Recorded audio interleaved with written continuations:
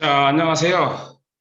어제에 이어서 그 사업계획서 작성하는 요령에서 제가 어제 약속을 무주 스프농장 사업계획서를 오늘 공유를 해드린다고 했잖아요. 그래서 오늘 거기에 대해서 한번 소개를 해드리러 왔습니다. 함께 한번 무주농장 스프농장 사업계획서가 너무 잘 돼 있어가지고요. 우리 대표님들하고 같이 그리고 한번 살펴가면서 실제로 사업계획서를 어떻게 하면 잘 작성할 수 있을 것인지에 대해서 함께 고민하는 시간을 가져보도록 하겠습니다. 그러면 PPT를 중심으로 한번 진행해 보도록 할게요. 자, 어제 말씀드렸듯이 가공 관련 사업계획서이며 전체적인 흐름을 파악하는 데는 참 좋은 사업계획서 같아요, 이게. 그래서 우리 대표님들하고 같이 한번 알아보도록 하겠습니다. 예. 스프농장 사업계획서, 참 잘 돼 있는 사업계획서라고 볼 수가 있습니다. 예. 자, 먼저 이제 개요가 지금 나오고 있는데요. 개요를 보면은 우리 대표님들 아시겠지만은, 첫째 이제 사업의 배경이 나옵니다. 그래서 배경에는 세 가지가 있다고 볼 수가 있어요. 국내 스프 시장하고, 그 다음에 현대인의 식습관, 세 번째는 사이드 메뉴 증가, 이렇게 세 가지를 또 나눠 가지고 배경을 들었어요. 그래서 배경도 바로 그냥 쓰지 마시고 이렇게 국내 시장 규모를 쓴다든지 또 현대인의 식습관을 쓴다든지 아니면은 또 사이드 메뉴에 대한 그런 관심들이 증가하고 있다. 이렇게 나누어서 쓰는 게 좋습니다. 배경을. 그 다음에 이제 나에 대한 얘기를 써야 되겠죠. 나에 대한 얘기를 이렇게 우리 스프에 대한 그런 차별화된 상품을 출시를 하겠다. 이렇게 쓰시면 돼요. 배경을. 그래서 배경은 참고를 좀 그렇게 해주시면 감사하겠습니다. 그래서 제가 요약을 한번 했는데요.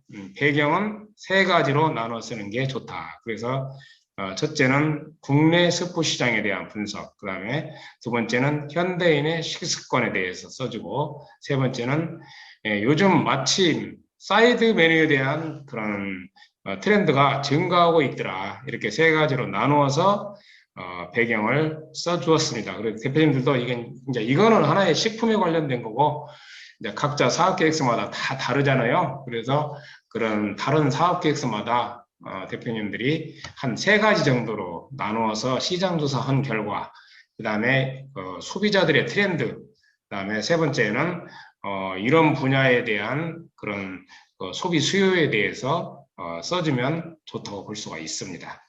배경에 대해서. 그래서 청년 후계농 경쟁력 제고 사업도 서술식으로 기재하거나 배경을 계절식으로 기재를 해라 이렇게 돼 있더라고요. 그래서 계절식은 서술식은 막 소설 쓰듯이 연결해서 쓰는 걸 말하고요. 계절식은 이렇게 동그라미를 쳐가면서 쓰는 거 있잖아요. 이렇게 동그라미를 치면서 간단하게 써주는 것을 계절식이라고 그래요. 그래서 참고를 좀 하시고요. 그 다음에 이제 두 번째 나온 게 사업의 현황입니다. 그럼 현황도 네 가지로 나눠서 썼네요. 첫째는 사업명이 나와야 되겠죠. 두 번째는 사업 내용을 간략히 요약해서 쓰고요. 세 번째는 위치를 써줘야 됩니다. 네 번째는 사업자에서 사업 현황도 네 가지로 나눠서 썼다. 이런 말씀을 드립니다. 그냥 중요한 것만 할게요. 사업 내용에서는 그 부지 면적에 대해서 이제 661.157025평방미터까지, 야, 이게 소수점, 이거 몇 자리냐? 6자리까지 써줘 버렸네요. 상세히 구체적으로 써주는 게 좋다. 이런 말씀을 드리겠습니다. 그래서 참고를 좀 해주시고요.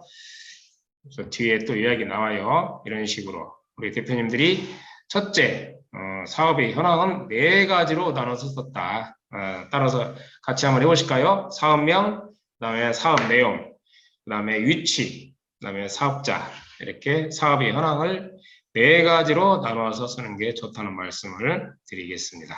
그래서 청년 후기에는 경쟁력 제고 사업도 목적, 사업 계획에 대해서 목적이라든지 사업비라든지 규모, 핵심 내용을 적으라고 했네요.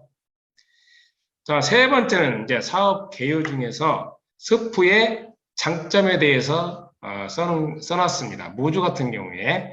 그래서 우리 대표님들도 스프뿐만 아니라 다 틀리잖아요, 상품이.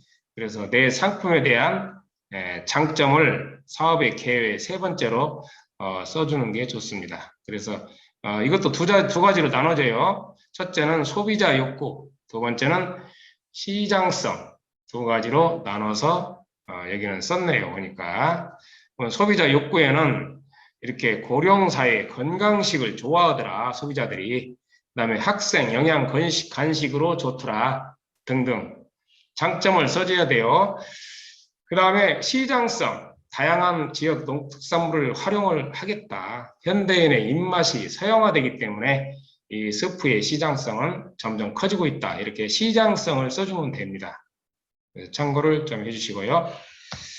그 다음에 내가 하고자 하는 장점에 대해서 정리를 한 거예요, 지금. 소비자의 욕구에 대해서 8가지로 써준 것이고, 그 다음에 음식 시장에 대해서 7가지로 써준 것을 말씀을 아까 앞에 내용을 지금 제가 요약을 해드린 거예요. 자, 네 번째로는 사업의 입지 조건이 나와야 됩니다. 그래서 입지 조건은 여기는 8가지로 분석을 했더라고요. 첫째는 위치가 나와야 되고, 두 번째는 교통 및 접근성, 세 번째는 토지 이용, 그 다음에 네 번째로는 뒤에 나옵니다. 다섯 번째로는 지역 및 지세, 그 다음에 여섯 번째로는 수문 및 물에 관련된 거. 아무래도 물이 옆에 있는 게 좋잖아요. 그 다음에 식생 및 경관이 괜찮아야 돼요, 또. 아무래도 식품공장 주변에 좀 경관이 있는 게 좋습니다. 그 다음에 기상 및 기후. 이렇게 8가지로 분석을 했습니다. 여기서 중요한 포인트는요, 우리 대표님들이 뭐 잘 아시겠지만은 토지 이용이라고 볼 수가 있어요. 그래서 이 토지 이용에 대해서 우리 대표님들이 굉장히 조심을 해야 됩니다. 식품 공장 같은 경우에는 허가가 나는 지역이 있고 안 나는 지역이 있어요. 그런 것을 어떻게 아냐? 토지 이용 계획 확인원을 띄워보시면 돼요. 첫째.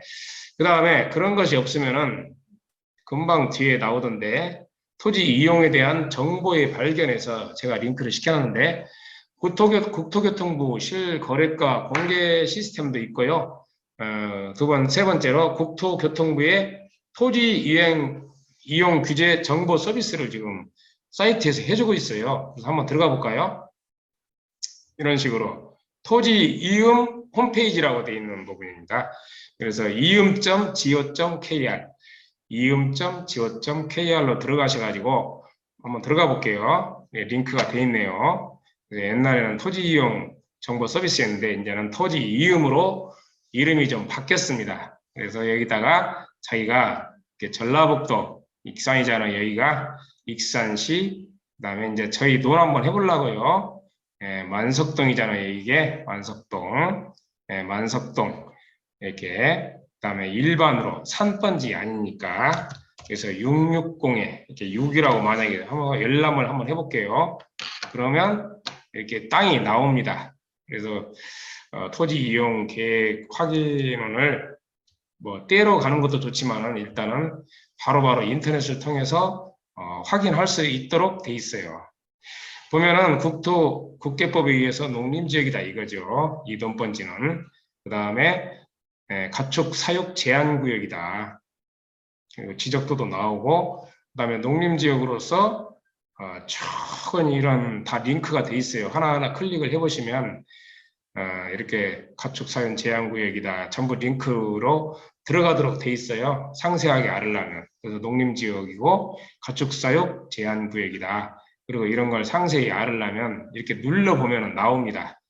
그 다음에 농업진흥구역이다. 우리 돈이 있는 지역이 농업진흥구역이다 이거죠. 이런 것들도 눌러보면 농막 등의 범위, 이게 찍어보면 몇 평까지 지을 수 있다는 게 나옵니다. 그래서 이렇게 토지 이용에 대해서 상세히 알으려면 토지 이용 홈페이지에 들어가셔가지고 이런 것을 좀 확인할 수 있다 이거죠. 대표님들이 한번 확인 한번 해보세요. 아이고 이게 그래서 공유가 정지되어 버렸네요. 다시 공유를 시킬게요.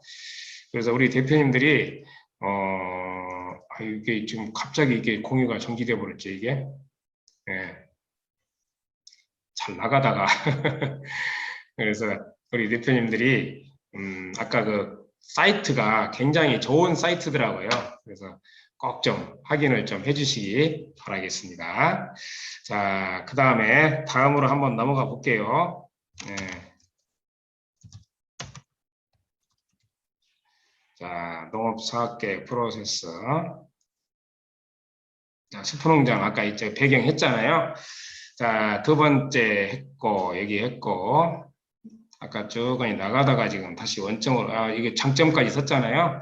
자, 이번에는 아까 입지 조건 했고, 토지 이용, 아까 이거 국토교통부 토지 이용 규제 정보 서비스 한번 들어가 보시고, 그다음에 네 번째 아까 입지 조건 이런 걸 조심을 하겠고, 그 다음에 이제 환경 조건이 굉장히 중요해요. 사업의 환경 조건. 요즘은 그 식품 공장이나 내가 농장을 차리려고 해도 주민들이 반대하는 경우가 있거든요. 그래서 환경, 하수 처리 계획이라든지 또 쓰레기 처리 계획, 오수 정화계 이런 걸 확실하게 하지 않으면 안 됩니다. 그래서 이런 부분은 내가 쓰레기가 하루에 어느 정도가 발생이 하는데 내가 처리를 어떤 식으로 하겠다까지 사업계획서에 써놓으면 좋습니다.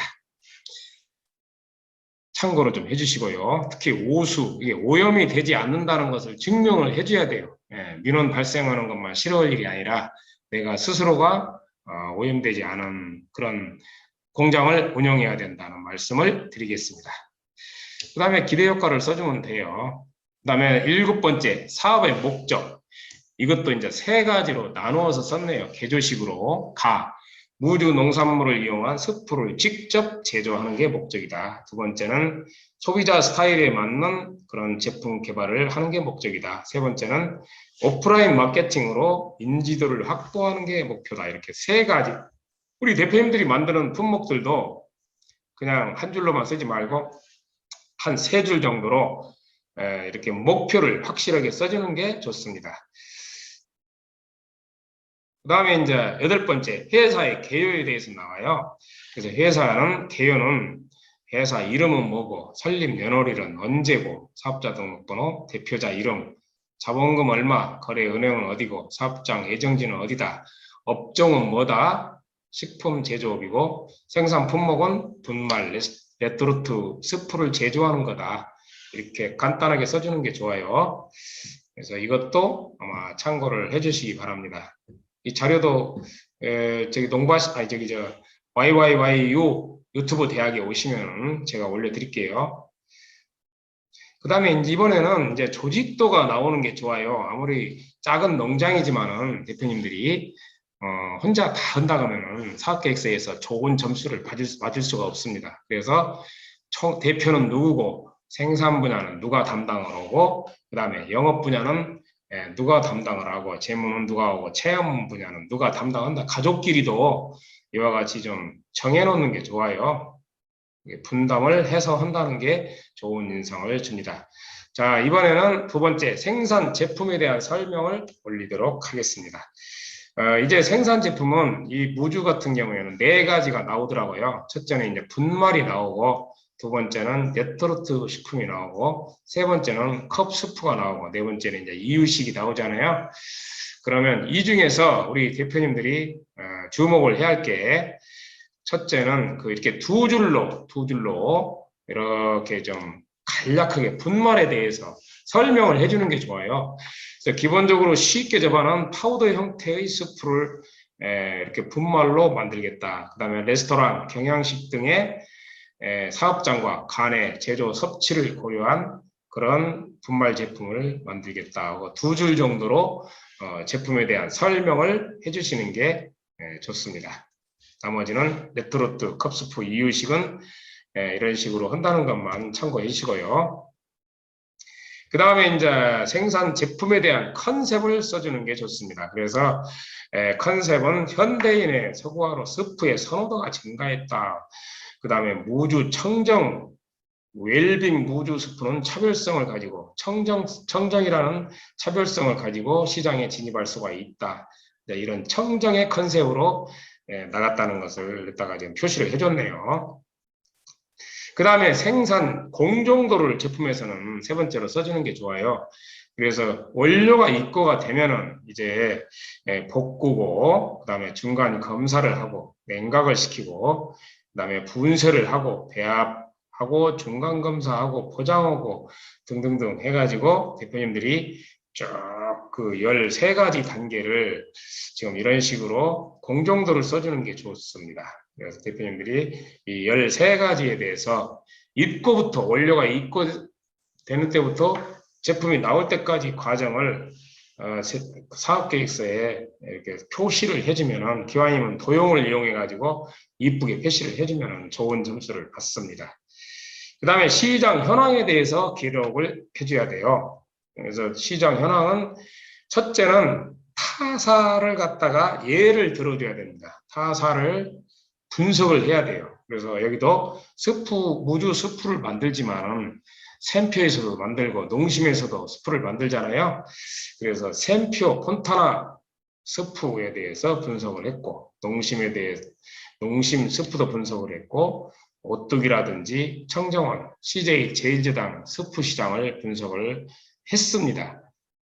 타사에 대한 스프 시장을 분석을 해야 돼요. 간단하게 한번 알아볼까요?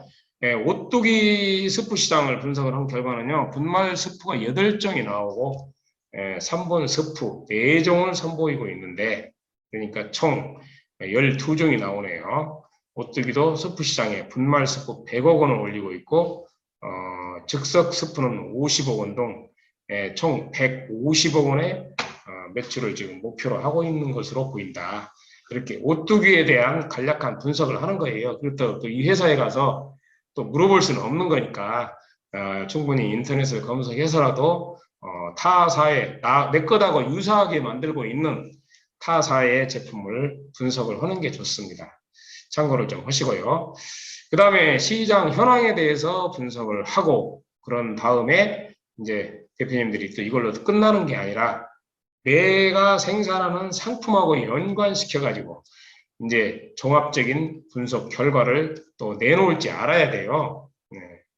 그래서 타사 제품을 분석하고 지금 최종적으로는 내 농장은 이러이러한 식으로 차별화돼서 나가야 되겠다, 이런 말씀을 드리는 거죠, 저는.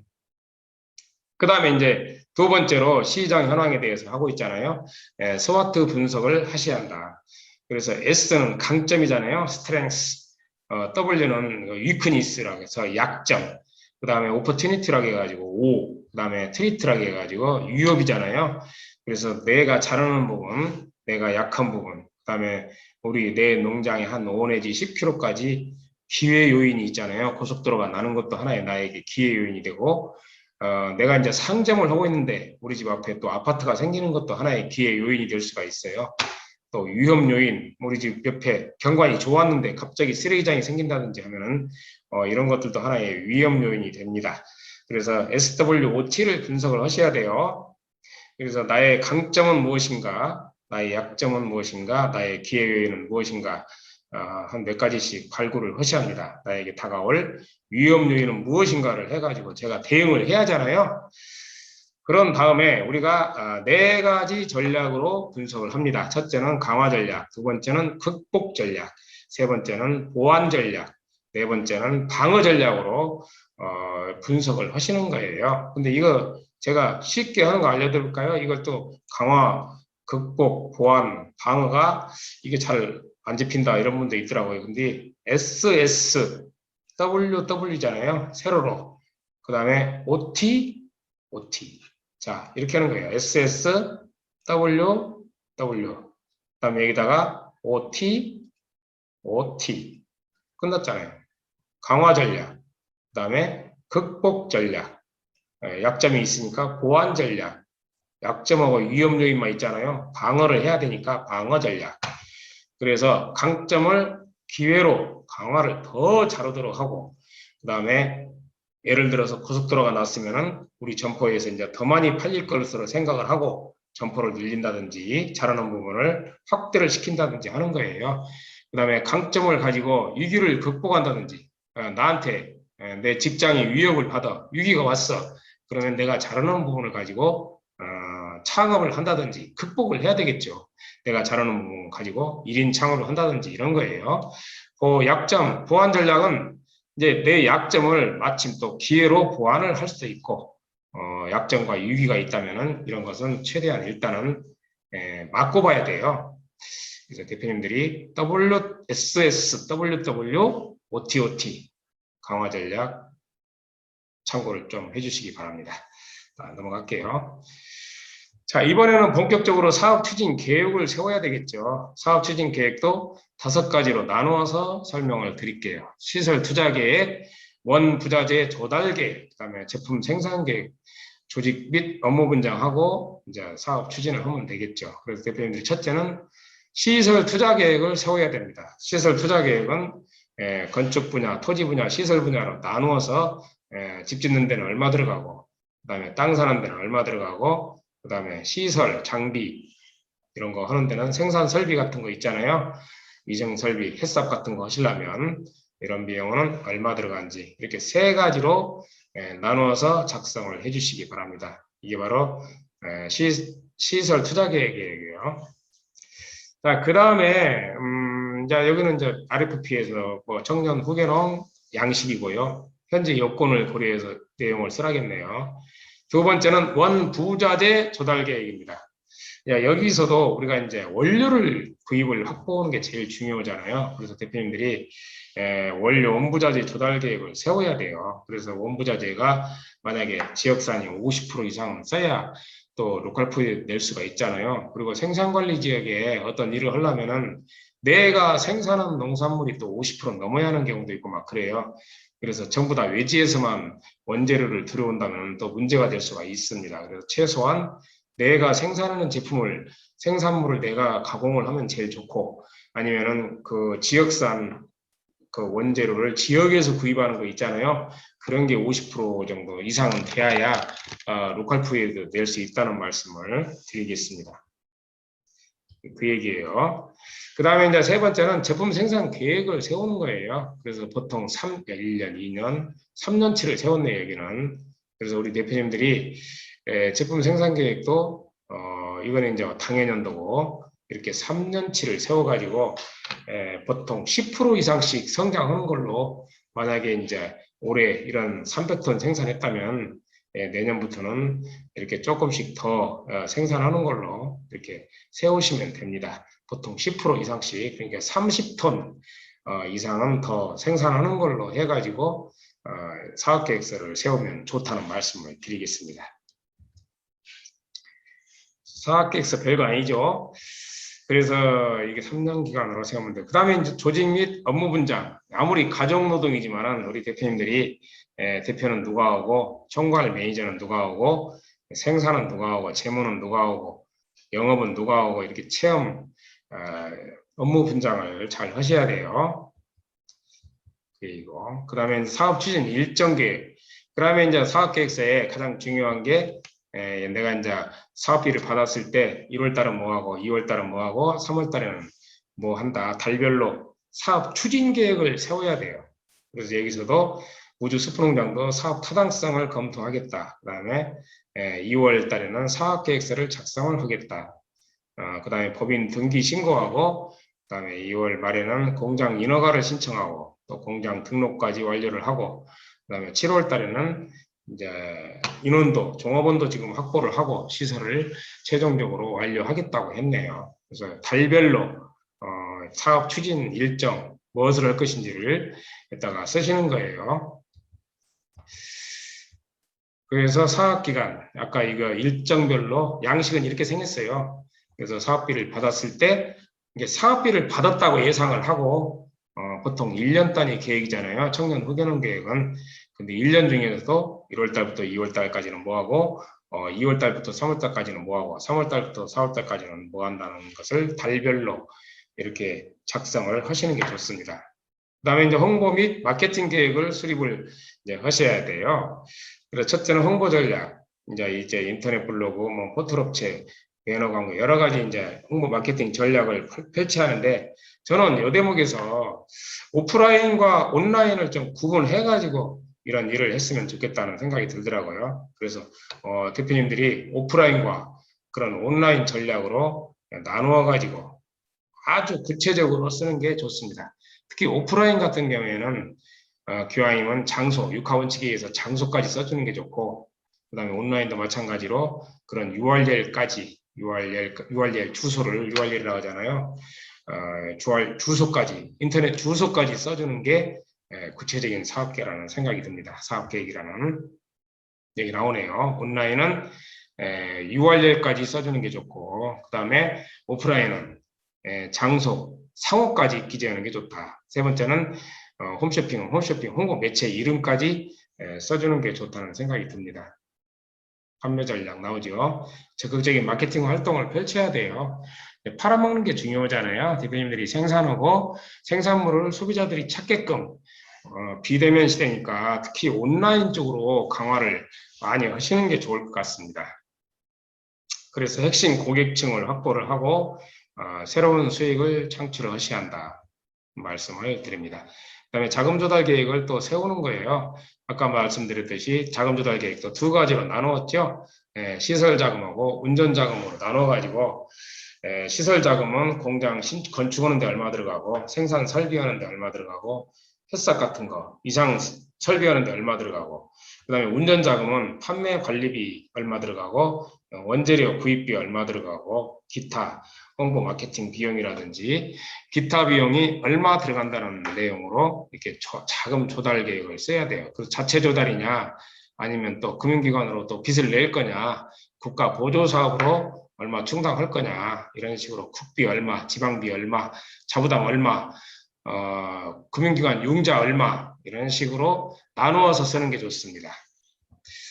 그래서 이렇게 쓰는 거. 지역적 기대 효과는 이제 그 자기가 살고 있는 시군에 이러한 영향을 미친다. 그 다음에 전라북도, 이제 충북도는 충북도, 전라북도에는 이런 또 더 크게 쓰자면 우리나라 전체적으로는 내가 이러한 기대 효과가 나오도록 이 사업을 잘 추진하겠다는 말씀을 기재를 해주시면 됩니다. 그래서 대표님들이 여기 보면 무주 같은 경우는 이렇게 좀 잘 썼네요. 반딧불 시장 선점을 숲으로 하겠다. 반딧불이 하면 청정지역이라는 이미지가 있으니까 아무래도 이런 걸 지역적으로 기대 효과를 넣은 것 같아요. 청정지역이라는 뜻으로. 그래서 전라북도적으로도 무주 숲가 아주 큰 전라북도의 지역경제 활성화에 도움이 되도록 하겠다는 뜻으로 이렇게 또 썼네요. 그래서 여기까지 오늘 사업계획서 작성 및 실습은 또 다음 시간에 하도록 하고요. 우리 오늘은 무주 숲농장 사업계획서를 가지고 우리 대표님들하고 같이 잠깐 동안 좀 살펴봤는데 좀 어떻게 유익하셨나요? 네, 유익하셨다면 구독, 좋아요도 한 번씩 눌러주시면 더욱더 감사를 드리도록 하겠습니다. 자, 오늘은 여기까지 좀 마치도록 하고요. 또 저는 다음 시간에 뵙도록 하겠습니다. 감사합니다.